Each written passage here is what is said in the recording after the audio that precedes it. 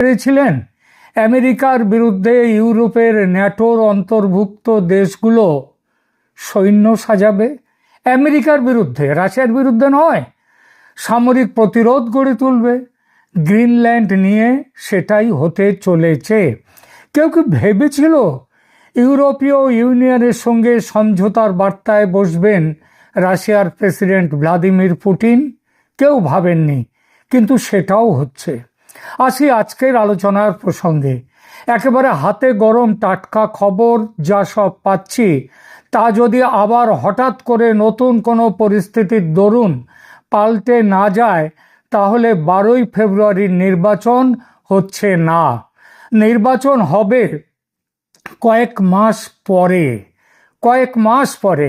নির্বাচন স্থগিত হয়ে যাওয়ার 2 থেকে 3 মাসের মধ্যে প্রধানমন্ত্রী শেখ হাসিনা দেশে ফিরবেন।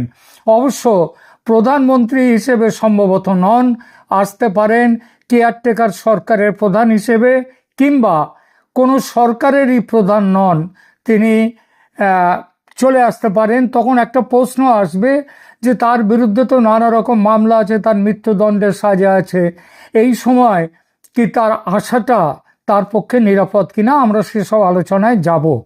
তবে তার আগে বলি, তিনি আসার আগে মোহাম্মদ ইউনূস তার দায়িত্বে ইস্তফা দিয়ে চলে যাবেন।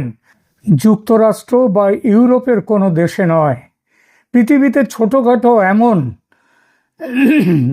বেশ কিছু দেশ আছে যেখানে বড়সড় পরিমাণের ডলার জমা দিয়ে নাগরিকত্ব পাওয়া যায়।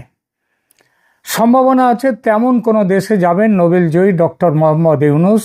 কোথায় যাবেন সে জল্পনা বাদ দিয়ে এটা বলা ভালো, তিনি চলে যাচ্ছেন।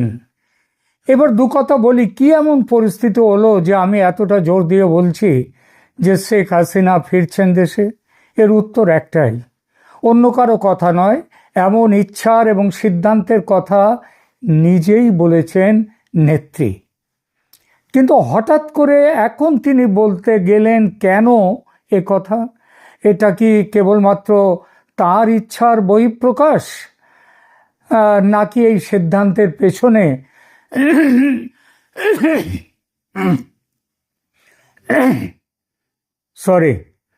নাকি এই সিদ্ধান্তের পেছনে বড়সড় কোনো কারণ আছে? দেখা যাক সেটা। ভারত বিগত বেশ কিছু মাস ধরে বলে আসছে বাংলাদেশে স্বচ্ছ, মুক্ত এবং সমস্ত দলের অংশগ্রহণের মাধ্যমে হওয়া একটি নির্বাচনের কথা। আমেরিকা স্পষ্ট কোনো অবস্থান নিচ্ছিল না, ঝুলিয়ে রেখেছিল বিষয়টা।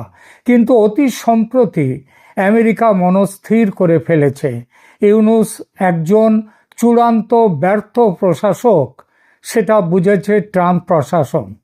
তিনি চেষ্টা করছেন নির্বাচনী প্রক্রিয়ায় জালিয়াতি করে মৌলবাদী শক্তি অর্থাৎ জামায়াতের সরকার প্রতিষ্ঠা করার জন্য। বাংলাদেশ মৌলবাদীদের হাতে চলে যাক, এটা একেবারেই চাইছে না আমেরিকা। আবার এই কথা ভারতেরও ভাবা গিয়েছিল, বিএনপিকে সমর্থন দিয়ে কট্টর মৌলবাদের বিরুদ্ধে একটা মধ্যপন্থী সরকার তৈরি হোক বাংলাদেশে, অন্তত এটা চাইছিল ভারত। কিন্তু আওয়ামী লীগ নির্বাচনে থাকুক এই দাবি কখনো ছাড়েনি। শুধু নিজে যে এই দাবি করে বসেছিল তাও নয়, আন্তর্জাতিক মহলে এবং বিশেষ করে ট্রাম্প প্রশাসনকে বোঝাবার প্রচেষ্টা চালিয়ে গেছে সমানে। সেই বোঝানোতে শুধু বোঝানো ছিল না, চাপের রাজনীতিও ছিল। কি ছিল সেই চাপের রাজনীতি? সেটা হচ্ছে যে বঙ্গোপসাগর এবং ভারত মহাসাগর, ইন্দো প্যাসিফিক এই অঞ্চলে যদি চীনকে দমন করতে হয়, তাহলে ভারতের সাহায্য ছাড়া সেটা সম্ভব নয়। সে আমেরিকা কেন, কারো পক্ষেই সম্ভব নয়। সুতরাং চীনকে দমন করতে গেলে ভারতের বাংলাদেশ নীতিকেও সমর্থন দিতে হবে, কারণ বাংলাদেশের ওপর দিয়ে চলে গিয়েছে কিন্তু চীনের ওই যে বলে বেল্ট অ্যান্ড রোড প্রকল্প। আর তারই ফলশ্রুতিতে আমেরিকা আজ বাংলাদেশ নিয়ে যা ভারত চায় তাতে সহমত হয়েছে। গত কয়েকদিন ধরে ভারতের ইউনূস সরকারের বিষয়ে যে খবর দেখতে পাচ্ছেন বিভিন্ন সোশ্যাল মিডিয়া এবং মিডিয়াতে, আপনারা দেখবেন তাতে সবাই প্রায় বহু জায়গাতে দু তিনটে বিষয় উঠে আসছে। একটা বিষয় হলো যে নির্বাচন হচ্ছে না, 12ই ফেব্রুয়ারিতে নির্বাচন স্থগিত হয়ে যাচ্ছে। দ্বিতীয়, সেটা হচ্ছে ইউনূস এখন দেশ ছেড়ে অন্য কোনো জায়গায় তিনি সেফ এক্সিট নেয়ার চেষ্টা করছেন। এবং এই সমস্ত কথাগুলো যে হচ্ছে সেটা এমনি আগেই বলেছি, এগুলো ওই বাতাসে ভাসা কথা নয়। ভারতের যে আমেরিকার রাষ্ট্রদূত, যিনি আবার দক্ষিণ এশিয়া এবং মধ্য এশিয়ার দায়িত্বপ্রাপ্ত, তিনি আগে সেই পিটার লুট থেকেও এনার দায়িত্বটা বেশি। তো তিনি চাইছেন, তিনিও এই ব্যাপারে ভারতের সঙ্গে কথা মোটামুটি সমস্ত কিছু ঠিক হয়ে গেছে।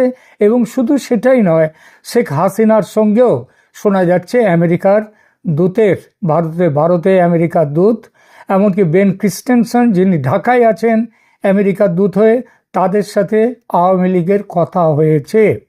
আওয়ামী লীগের নির্বাচনে ফেরা এবং দলের ভবিষ্যৎ নেতৃত্ব নিয়ে বর্তমানে বাংলাদেশের রাজনৈতিক মহলেও একটা ব্যাপক আলোচনা শুরু হয়েছে।